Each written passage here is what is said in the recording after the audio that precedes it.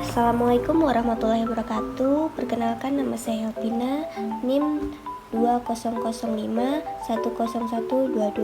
Di sini saya mengambil judul makalah tentang Undang-Undang Nomor 35 Tahun 2014 tentang perlindungan anak dalam penanganan kasus pencabulan terhadap anak. Adapun latar belakang saya mengambil judul tersebut yaitu anak adalah masa depan bangsa yang harus dijaga dan dididik. Masa depan bangsa tentu sangat bergantung pada generasi penerusnya, yang sekarang ini juga masih berstatus sebagai anak.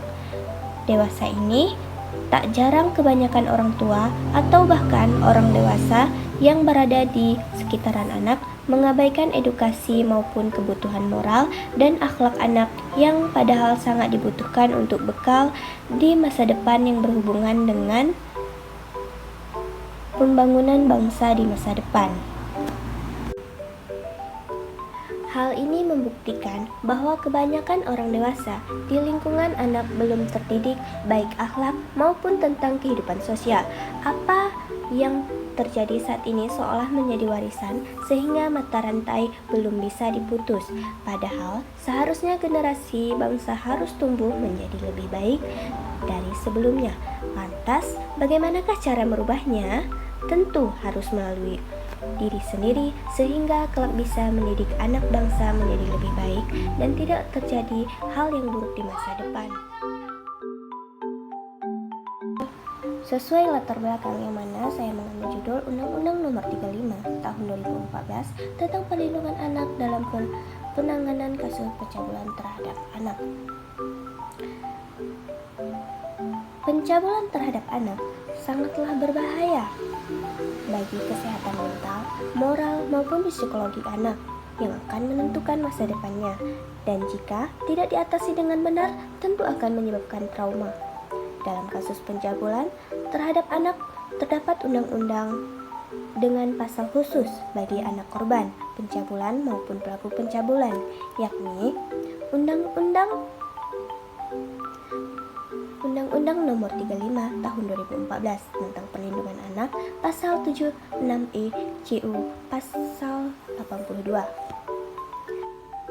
Berdasarkan uraian, maka saya berfokus pada efektif Undang-Undang Nomor 35 Tahun 2014 tentang Perlindungan Anak dan penanganan kasus pencabulan terhadap anak.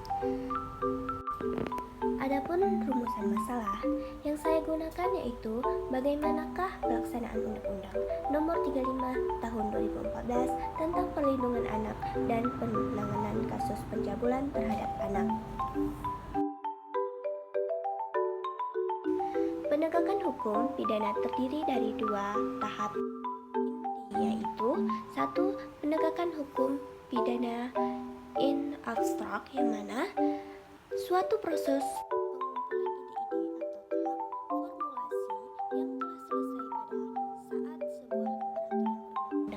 diresmikan. Tahap legislasi atau formulasi diteruskan ke tahap selanjutnya, yakni mengaplikasikan, kemudian tahap edukasi. Dalam aturan perundang-undangan itu wajib mengetahui 3 permasalahan pokok yakni kriminal, kekeliruan, dan kejahatan. Yang kedua, penegakan hukum pidana in concreto, yang mana di sini pasal implementasi atau penyidikan. Yang kedua, pasal penerapan undang-undang oleh petugas penegakan hukum yang dapat dikatakan sebagai fase judicial dan jurisdiction. Selanjutnya, unsur-unsur penegakan. Ada 3 unsur yang harus diperhatikan, yakni kepastian hukum, keadilan, dan kemanfaatan, yang mana kepastian hukum merupakan justiciable terhadap tindakan semaunya. Dengan adanya kepastian hukum, masyarakat dapat lebih tertib. Penegakan hukum wajib memperhatikan keadilan, namun hukum tidak selamanya identik dengan keadilan karena harus bersifat umum dan mengikat semua orang. Selanjutnya, masyarakat melalui penegakan hukum mengharapkan kemanfaatan. Jangan sampai karena penegakan hukum justru timbul keresahan di masyarakat.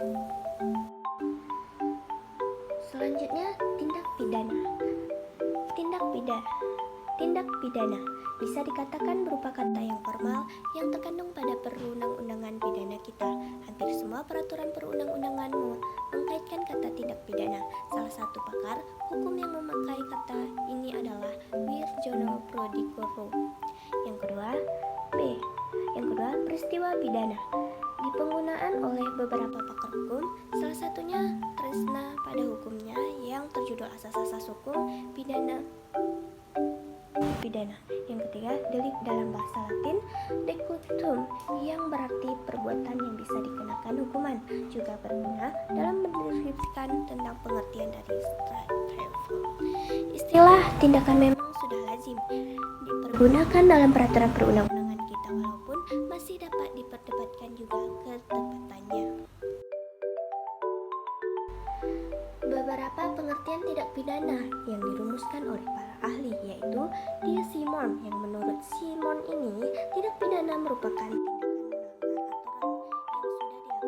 melanggar aturan yang sudah dilakukan dengan sengaja ataupun tidak dengan sengaja oleh seorang dapat dipertanggungjawabkan atas tindakannya, dan yang oleh undang-undang sudah dinyatakan sebagai suatu tindakan yang dapat dihukum. Virgilio Prodicoro mengungkapkan kalau suatu tindakan pidana ialah sebuah tingkah laku yang dimana seorang melakukan dapat dikenakan hukum. Unsur-unsur tindak pidana, yaitu adapun unsur-unsurnya tindak pidana dapat dibedakan menjadi dua, yaitu unsur subjektif, yang mana unsur subjektif merupakan hal yang melekat pada diri si pelaku atau berhubungan dengan si pelaku. Yang terpenting ialah yang bersangkutan dengan matinya. Unsur subjektif tindak pidana meliputi kesengajaan atau kealpaan. Yang kedua, niat atau maksud dengan segala bentuknya. Yang ketiga, ada atau tidak perencanaan.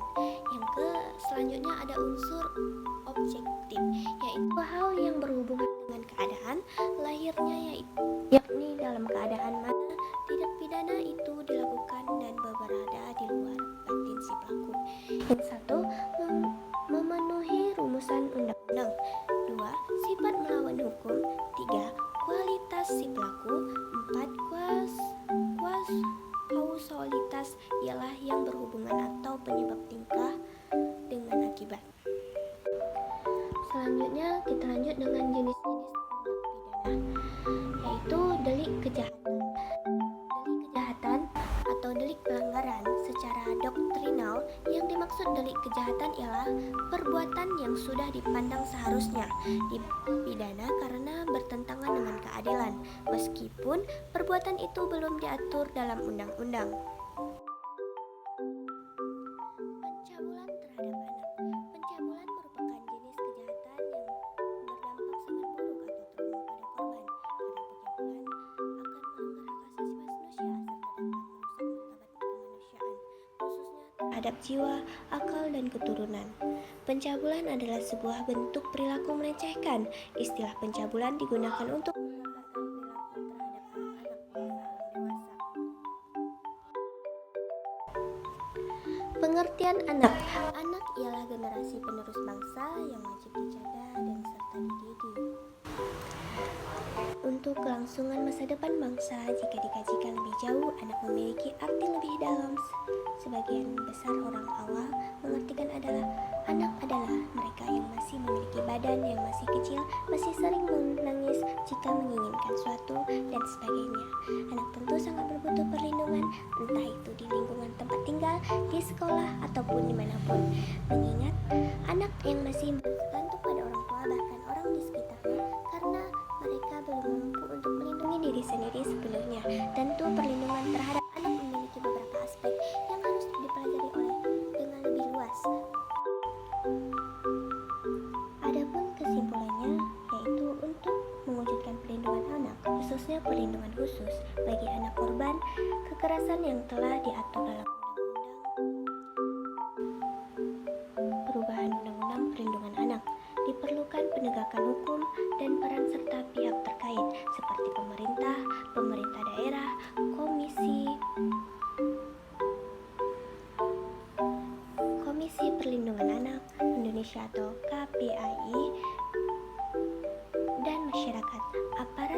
penegakan hukum harus dapat menindak tegas pelaku kekerasan terhadap anak sesuai dengan ketentuan yang diatur dalam Undang-Undang Perlindungan Anak. Tujuannya adalah untuk memberi efek jerah serta mendorong adanya langkah konkret untuk memulihkan kembalinya fisik atau psikis dan sosial anak korban kekerasan. Pemerintah atau pemerintahan daerah atau Komisi Perlindungan Anak Indonesia dan masyarakat sebagai bagian dari pihak terkait juga harus bersama-sama meningkatkan komitmennya dalam mengimplementasikan materi muatan Undang-Undang Perlindungan Anak secara konsekuensi dan konsisten agar terwujud upaya perlindungan anak yang optimal. Sekian dari saya, semoga bermanfaat bagi teman-teman sekalian.